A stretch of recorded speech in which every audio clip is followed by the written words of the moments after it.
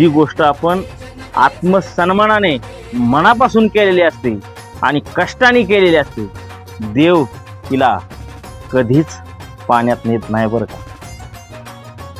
आणि असाच देव माणूस बनून माझ्यासाठी उभा राहिला आमचा बीडचा संतोष दादा, महेश दादा, अक्षय दादा.